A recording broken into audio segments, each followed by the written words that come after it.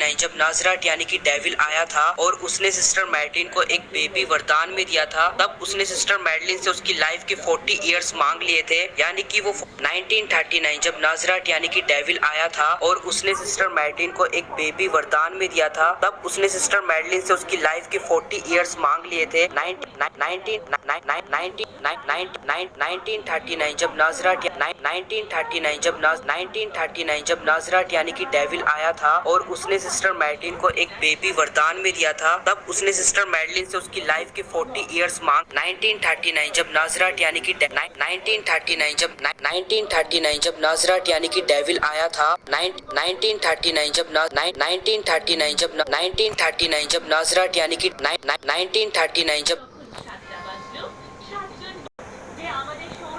1939 जब नाजराट यानी कि डेविल आया था और उसने सिस्टर मैडलिन को एक बेबी वरदान में दिया था, तब उसने सिस्टर मैडलिन से उसकी लाइफ के 40 इयर्स मांग लिए थे। यानी कि वो 40 इयर्स तक स्कूल से बाहर नहीं जा सकती है। दूसरा, उसको 40 इयर्स तक नाजराट की पूजा करनी होगी। नाजराट ने इवलन के साथ एक गेम खेला था। इवलन को लगा था कि एलिसा उसको वापस मिल गई है, लेकिन जब बच्चे का जन्म हुआ तब उसको पता चला कि वो एलिसा नहीं है, क्योंकि एलिसा एक लड़की थी और इवलन ने जिस बच्चे को जन्म दिया था वो एक लड़का था। और इस लड़के को आप अच्छी तरह से पहचानते होंगे, एक इवल आइसक्रीम मैन के रूप में, रॉड, जो सभी बच्चों को किडनैप करता है। लेकिन ये ऐसा क्यों करता है, इसके पीछे एक बहुत बड़ी मिस्ट्री छुपी हुई है। और क्यों जोसेफ यानी कि रॉड का डैड कभी भी रॉड को उसकी बनाई आइसक्रीम खाने नहीं देता था, इन सभी क्वेश्चंस का आंसर हम लोग इस वीडियो के अंदर जानने वाले हैं और जानेंगे आइसक्रीम 1 से लेके 6 तक की पूरी कहानी। और ये इस साल का फर्स्ट वीडियो है, तो प्लीज इस वीडियो को एक लाइक भी कर देना। तो चलते हैं हम लोग इस वीडियो की तरफ। दिसंबर 1940 जब रॉड का जन्म हुआ था और जब इवलन को पता चला कि बच्चा एक लड़की नहीं लड़का है, उसको समझ में आ गया कि नाजराट ने उसके साथ चीट किया है। इवलन ने रॉड को 4 साल की उम्र तक अपने साथ रखा था और उसके बाद उसने रॉड को एक आइसक्रीम मैन जोसेफ सुलिवैन को दे दिया। और ये सिस्टर मैडलिन ने इसलिए किया था क्योंकि वो नहीं चाहती थी कि रॉड कभी जाने उसकी माँ डेविल की पूजा करती है। जोसेफ रॉड को अडॉप्ट कर लेता है क्योंकि उसका कोई भी बेटा या बेटी नहीं होती है और उसको अपने साथ लेके चला जाता है। जोसेफ उस वक्त बहुत अमीर नहीं होता है, वो एक मामूली सा आइसक्रीम मैन होता है, लेकिन फिर वो धीरे धीरे से एक फेमस आइसक्रीम मैन बनता चला जाता है। उसकी आइसक्रीम बहुत टेस्टी थी जिसकी वजह से वो पॉपुलर हो गया। और इसका सीक्रेट था वो सीक्रेट इंग्रेडिएंट। अगर उस सीक्रेट इंग्रेडिएंट को आइसक्रीम में थोड़ा सा मिलाया जाए तो आइसक्रीम काफी ज्यादा टेस्टी हो जाती थी, लेकिन अगर थोड़ा ज्यादा मिलाया जाए तब वो किसी को भी मोटा कर देती थी, और अगर बहुत ज्यादा मिलाया जाए तब वो किसी की जान भी ले सकती थी। और यही रीजन था कि जोसेफ कभी भी रॉड को उसकी बनाई आइसक्रीम खाने नहीं देता था। लेकिन एक दिन रॉड चुपके से उसकी आइसक्रीम को टेस्ट कर लेता है, जिसके बाद वो चबी हो गया और जिसकी वजह से स्कूल में बच्चे उसको चबी चबी कहकर चिढ़ाने लगे, उसको बहुत बुली करने लगे। और तब से ही रॉड के दिल में उन बच्चों के लिए काफी ज्यादा नफरत पैदा हो गई और इसी नफरत की वजह से इवल रॉड का जन्म हुआ। दिसंबर 1955 जब जोसेफ की एक कार एक्सीडेंट में डेथ हो गई थी, रॉड अकेला पड़ गया क्योंकि वो अपने डैड से बहुत ज्यादा प्यार करता था। इवन नन को भी ये खबर मिली, लेकिन वो उससे मिलने नहीं आ सकती थी, इसलिए उसने एक लेटर भेजा उसके पास। और जब इवलन यानी कि उसकी माँ का उसको लेटर मिला, रॉड को उसकी माँ से भी नफरत हो गई, क्योंकि ऐसी सिचुएशन में भी इवलन उससे मिलने नहीं आई थी, सिर्फ एक लेटर भेजा। रॉड को ये नहीं पता था कि इवलन स्कूल से बाहर नहीं जा सकती है और उसने अगर जाने की कोशिश की तो रॉड मर जाएगा। रॉड को उसके हर बर्थडे पर एक लेटर मिलता था इवलन का, लेकिन जब वो 25 साल का हुआ तब उसको एक लास्ट लेटर मिला उसकी माँ का, और उस लेटर के साथ एक बुक भी थी जिसमें कि वही सीक्रेट इंग्रेडिएंट की रेसिपी लिखी थी जो कि जोसेफ यूज किया करता था अपनी आइसक्रीम के अंदर। आइसक्रीम 1 में पार्किंग वाले एरिया में हमको रॉड का एक स्टोर रूम मिलता है जहाँ एक डायरी भी मिलती है, और उस डायरी में रॉड ने बताया है कि वो चबी बच्चों का क्या करने वाला है। असल में रॉड ने एक मशीन बनाई थी जिसमें कि वो चबी बच्चों के साथ किसी टाइप का एक्सपेरिमेंट करने वाला था, और इसीलिए वो सिर्फ चबी बच्चों को किडनैप करने लगा। सबसे पहले वो चार्ली को किडनैप करता है और जे चार्ली को किडनैप होता हुआ देख लेता है, और जे, जिसका रियल नेम डैनियल जे है, वो चार्ली को बचा लेता है। लेकिन रॉड फिर आता है और इस बार लिज को किडनैप कर लेता है, लेकिन हमारा हीरो जे लिज को भी बचा लेता है। लेकिन लिज को जब वो वापस घर लेके आता है तब लिज वैन से जंप नहीं करती है और वो रॉड की वैन में ही उसके साथ चली जाती है। और वैन में लिज को जाते हुए चार्ली और माइक देख लेते हैं। माइक लिज को पसंद करता है, इसलिए वो उसको बचाने के लिए एक इलेक्ट्रो गन बनाता है। और रॉड जब वापस से बच्चों को किडनैप करने के लिए आता है तब वो इलेक्ट्रो गन से रॉड को डराकर लिज के बारे में पूछने की कोशिश करता है और रॉड उसको भी पकड़ लेता है। माइक चबी नहीं होता है, इसलिए रॉड उसको आइसक्रीम खिलाता है और वो मोटा हो जाता है, क्योंकि रॉड को अपने एक्सपेरिमेंट के लिए चबी बच्चे चाहिए होते हैं। लेकिन हमारा हीरो जे इस बार लिज, माइक और चार्ली को बचाने के लिए चला जाता है और प्लान बनाकर सभी को बचाकर लेकर भी आ जाता है। लेकिन तभी रोड वापस से उन लोगों को देख लेता है और इस बार सभी को वापस से पकड़ लेता है। लेकिन उसी वक्त जे हमारा बच जाता है और इस बार रोड से गलती से वो सीक्रेट इंग्रेडिएंट भी गिर गया था जो कि जे को मिल जाता है और जे इस बार नहीं जानता कि रोड उसके फ्रेंड को कहां पर ले जाने वाला है। इसलिए जे एक प्लान बनाता है। जे को ये तो मालूम था कि रोड सिर्फ चबी बच्चों को किडनैप करता है, इसलिए वो उसके सीक्रेट इंग्रेडिएंट से एक आइसक्रीम बनाता है जिसको खाकर वो भी चबी हो जाता है और रोड के सामने जाकर अपने आप को किडनैप करवा लेता है। और वहीं दूसरी तरफ इवनलन के 40 इयर्स कंप्लीट हो गए थे और अब वो स्कूल से बाहर जा सकती थी। रोड जे को अपनी सीक्रेट फैक्ट्री के अंदर लेकर आता है और वहाँ जे अपने दोस्तों को केज में बंद हुआ देख प्लानिंग करता है और उनको वापस से केज से छुड़ा लेता है। लेकिन वो अभी फैक्ट्री से बाहर नहीं निकले थे और रोड से बचने के लिए वो टनल में कूद जाते हैं और इस तरह वो तीनों फैक्ट्री के अलग अलग जगह पर पहुंच जाते हैं। लेकिन जे कंट्रोल रूम के अंदर ही होता है और वहाँ से सभी को सीसीटीवी कैमरे के जरिए देख रहा होता है। सबसे पहले वो माइक से कम्युनिकेट करता है और माइक को किसी तरीके से अपने पास कंट्रोल रूम में लेकर आता है और किसी तरीके से वो चार्ली से भी कम्युनिकेट करता है और चार्ली को भी किसी तरीके से कंट्रोल रूम में लेकर आता है। इस तरह से जे, माइक और चार्ली साथ हो चुके थे। लेकिन अभी फैक्ट्री के अंदर लिज फंसी हुई थी कहीं पर, जिसके बाद हमारी आइसक्रीम 6 एंड हो जाती है। अब देखना यह है कि आइसक्रीम 7 के अंदर हम लोग किस तरीके से लिज को बचाते हैं। तो आइसक्रीम की इस स्टोरी से हमको ये मालूम पड़ता है कि रोड बच्चों को सिर्फ इसलिए किडनैप करता था क्योंकि एक तो उसके दिल में बच्चों के लिए काफी ज्यादा नफरत थी और दूसरा वो चबी बच्चों के साथ कुछ एक्सपेरिमेंट करने वाला था जिसके लिए वो चबी बच्चों को किडनैप करने लगा। और अब इवनलन भी अपने स्कूल से आजाद हो चुकी थी। तो देखना यह है कि इवनलन और रोड